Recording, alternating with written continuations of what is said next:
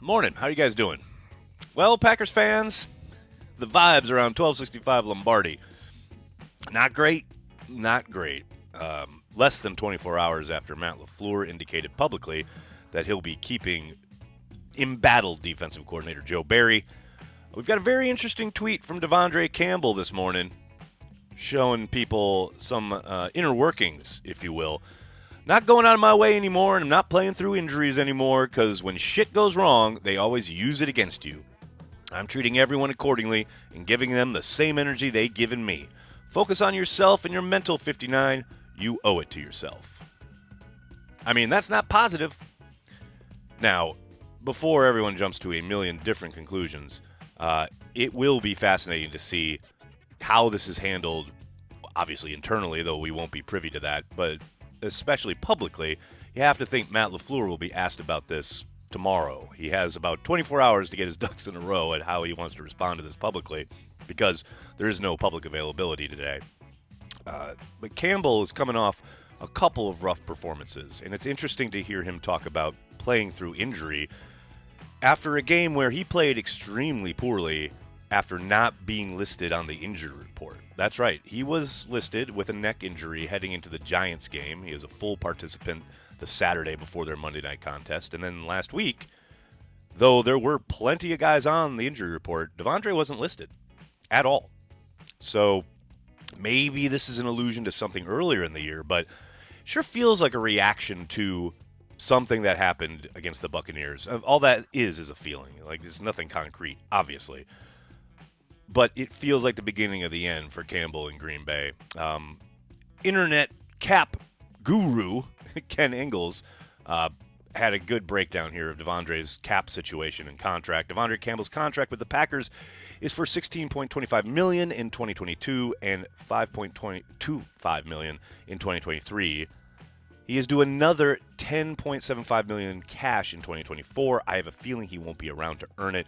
We'll know before March 15th when he is scheduled to get a $2.9 million roster bonus. I'm with Ken. I'll be shocked if he's not gone prior to that bonus being due. And look, we all remember the all-pro season he had his first year in Green Bay. The Packers rewarded him handsomely.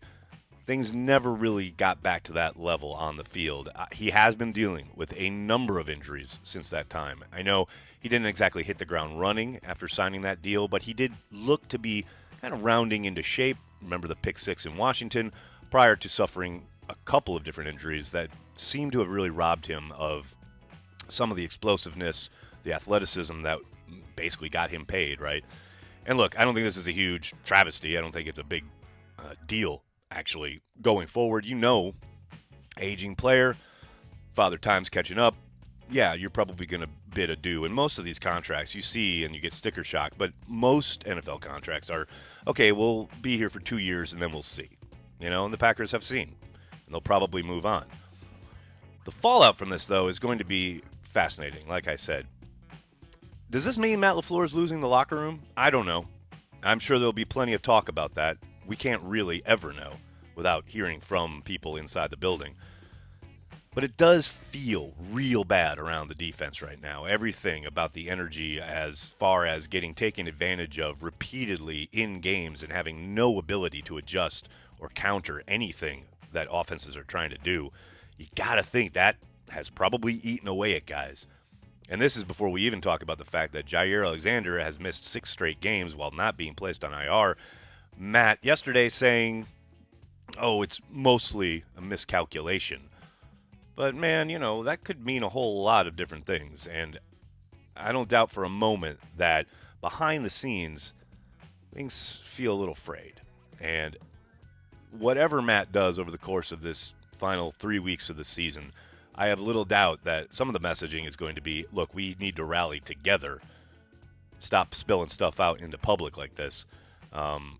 And then hopefully they can put some better performances on the field and head into the offseason with a decent feeling heading into 2024.